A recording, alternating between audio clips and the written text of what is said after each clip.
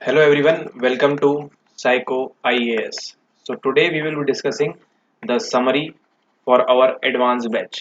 Alright, so ये video आपको तभी काम आएगा जब आपने पहले से आंसर राइटिंग हमारे साथ कर रखी है, ठीक है? Okay, so let's start. The process of persistent behavior directed towards a specific goal which results from certain driving forces is called motivation. ठीक है, तो मोटिवेशन किस चिड़िया का नाम है?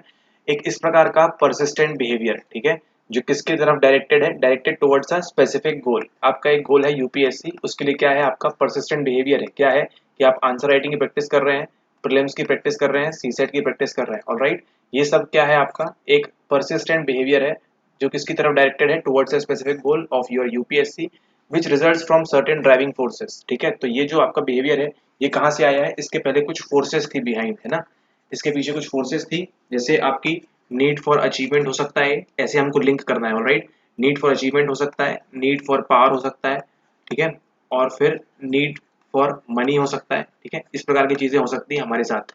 ऑलराइट, सो इसी का नाम है मोटिवेशन। ठीक है, सो आपको आएगा एग्जाम में लिखने, क्या लिखेंगे आप, motivation is nothing but a persistent behaviour, alright, directed toward a specific goal. Okay, specific goal and then which results from certain driving forces. ठीक है, तो इस प्रकार का एक रियल टाइम एग्जामिनेशन एग्जाम्पल आप दे सकते हैं। ओके, फिर उसके बाद हमने देखा था कि इसके अंदर हमको दो टाइप के मिलते हैं, बायोलॉजिकल एंड साइकोसोशल। ठीक है, तो इसके लिए हमने क्या निकाला था, इसके लिए हमने निकाला था HST की कीवर्ड निकाला था हमने, हंगर सेक्स एंड थर्स्ट। ठीक है, एंड साइकोसोशल मोटिवेशन में क्या होता है, जो आपके दिमाग के अंदर चल रहा है। ये बायोलॉजिकल आपका केवल कितना है, HST है। Okay, then biological motivation focuses on the innate. ठीक है, तो जितना भी बायोलॉजिकल मोटिवेशन है हमारा, हंगर, थर्स्ट एंड सेक्स, ये किस पे फोकस करता है, ऑन द इननेट, है ना। ये सब क्या है, आपको पैदाइशी मिला हुआ है आपको। ठीक है, आपने इसको कहीं से लर्निंग नहीं ली है, इसकी भूख लगने की, प्यास लगने की and need for sex. Alright, so these biological motivation is what we can say, it is automatic, okay, to attain the state of equilibrium। ठीक है, इक्विलिब्रियम मतलब एक स्टेट से हाई होके वापस उसी स्टेट पे आना। ठीक है, जब आपको भूख लगती है तो क्या होता है, आप एकदम हाई हो जाते हैं, उसके बाद आपको कुछ नहीं दिखता, एंड देन जैसे ही आप खाना खा लेते हैं आप शांत हो जाते हैं, and then you attain the state of equilibrium. Okay, then biological causes. ठीक है, हमको ये तो मालूम पड़ गया कि बायोलॉजिकल मोटिवेशन है हमारे पास, ठीक है, लेकिन इसके पीछे कॉजेज क्या है, हमारे हॉर्मोन्स। ठीक है, न्यूरोट्रांसमीटर्स जो हमारे ब्रेन से छूटते हैं, न्यूरोट्रांसमीटर्स। देन ब्रेन स्ट्रक्चर्स की बात करें तो हाइपोथैलेमस एंड लिम्बिक सिस्टम। ठीक है, okay, and then examples of biological motivation are hunger, thirst and sex. ठीक है, ये हमने कवर कर लिया ऑलरेडी। साइकोसोशल की बात करें तो साइकोसोशल मोटिवेशन क्या है, explains motives resulting mainly from the interaction of the individual with his social environment. ठीक है, तो अगर आप हरियाणा से हैं, आप पंजाब से हैं, आप यूपी से हैं, आप गुजरात से हैं, या फिर आप केरला से हैं, ठीक है, आपके नेटिव में, आपके सोशल एनवायरनमेंट में जो भी चीजें हैं, आपको साइको सोशल मोटिवेशन वहीं से आएगा। क्यों हमको हरियाणा के ज्यादा प्लेयर्स मिलते हैं, ठीक है, हमको कबड्डी में और स्पोर्ट्स में, ऐसे स्पोर्ट्स में जहाँ हमको एथलेटिज्म की जरूरत पड़ती है, हरियाणा से एक्स्ट्रा ज्यादा क्यों मिलते हैं, क्योंकि वहाँ का क्या है, सोशल एनवायरनमेंट है ना। साइको सोशल मोटिवेशन में आपको सबसे पहले यही एक्सप्लेन करना है कि इंडिविजुअल का किसके साथ कनेक्शन होगा, सोशल एनवायरनमेंट के साथ। ऑलराइट, ये सब जो एग्जांपल आपको बता रहे हैं ये आपको ध्यान नहीं आए होंगे पहले, लेकिन अभी सब ध्यान आएंगे और आप इसको नोट करते जाइए please. Okay, then social environment से इंटरेक्शन होगा। ठीक है, केरला से हमको क्यों मिलते हैं, ज्यादा एजुकेटेड लोग देखने को मिलते हैं, क्यों, क्योंकि वहाँ का सोशल एनवायरनमेंट है, वहाँ का ऑटो वाला भी आपसे इंग्लिश में बात कर सकता है। ऑलराइट, तो इस टाइप का साइको सोशल मोटिवेशन हमको मिलता है कहाँ से, हमारे सोशल एनवायरनमेंट से। एग्जाम्पल की बात करें साइको सोशल मोटिव्स की, आर नीड फॉर एफिलिएशन। ठीक है, नीड फॉर अचीवमेंट, आपको लगता है मेरा दोस्त मनोज, है ना, वो अच्छा एग्जाम दे रहा है, अच्छी तैयारी कर रहा है, 90% ला रहा है, तो मैं भी पड़ोस में रहता हूँ तो मैं भी 80 तो लाऊंगा कम से कम। ठीक है, तो ये क्या होता है, नीड फॉर अचीवमेंट, एफिलिएशन, आपको क्यूरियोसिटी होती है, आपको एक्सप्लोर करना होता है। ठीक है, तो जितने भी आप आजकल ब्लॉगर देख रहे हैं, ठीक है, ये सब क्या है, ये सब पैसा कमाने की स्कीम है, ऐसा बिल्कुल नहीं है। लेकिन कुछ लोग होते हैं जिनकी क्यूरियोसिटी होती है, एक्सप्लोर करना है किसी चीज को। ठीक है, कुछ लोग मेटाफिजिक्स के बारे में पढ़ते रहते हैं, एंड कुछ लोग क्या करते हैं, कुछ लोग फिलोसफी के बारे में पढ़ते रहते हैं। ठीक है, तो ये सब क्या थी, उनकी क्यूरियोसिटी है, एक्सप्लोरेशन है।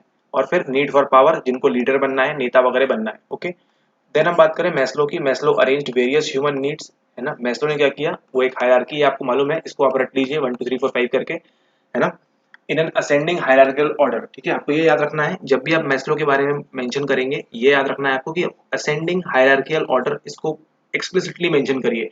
ठीक है, मान लीजिए आप मैस्लो के बारे में लिख रहे हैं, लिखते लिखते लिखते आप इन्वर्टेड कॉमा बना के क्या करेंगे, असेंडिंग हायरार्किकल ऑर्डर। ठीक है, और इसके अंदर दो चीजें और होती हैं, वो बताएंगे आपको नेक्स्ट लेक्चर में। ठीक है, इसका ध्यान रखना कि असेंडिंग हायरार्किकल ऑर्डर ये मेंशन करना आपको बहुत जरूरी है।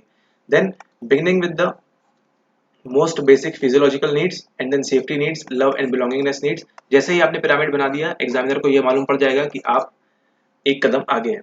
Other concept related to motivation are frustration and conflicts. ठीक है, फ्रस्ट्रेशन से क्या आता है, हमको कॉन्फ्लिक्ट आता है। ओके, है ना।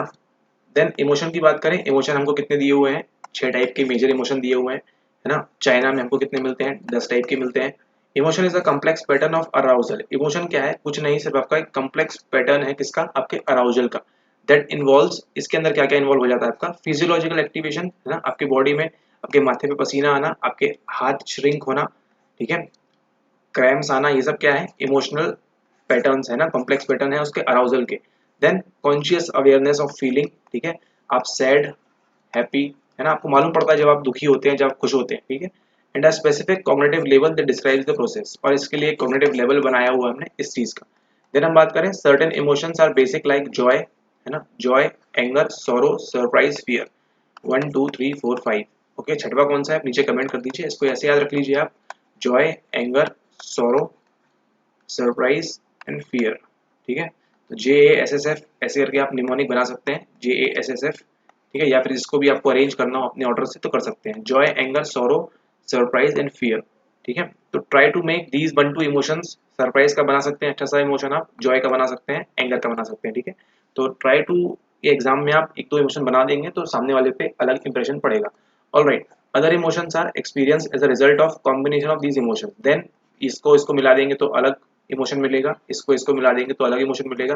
ठीक है, जब भी आपको इंडियन कंटेक्स्ट की बात आएगी, है ना, इंडियन कंटेक्स्ट की बात आएगी, आपको एक बात का ध्यान रखना है कि आप क्या करेंगे, आप जो भाव है ना, हमारे नाट्य शास्त्र में क्या दिया हुआ है हमको, श्रृंगार रस, भाव रस, है ना, ये सब रस जो दिए हुए हैं, करुणा, इनको भी थोड़ा सा आप ट्राई करें मेंशन करने के लिए। ऑलराइट, देन हम बात करें CNS and ANS, central nervous system and automatic nervous system. ठीक है, play a major role in regulating emotions. तो हमारे जितने भी इमोशन रेगुलेट होते हैं, कैसे होते हैं, ये केवल CNS और ANS ही इनको रेगुलेट करते हैं। देन कल्चर की बात की थी हमने, culture strongly influences the expression and interpretation of emotions. ठीक है, जैसे आप जानते हैं, एक एग्जांपल था हमने लिया था कि चाइना में ताली बजाना और मौन रहना अलग अलग चीजें हो जाती हैं, और इंडिया में अलग चीजें हो जाती हैं।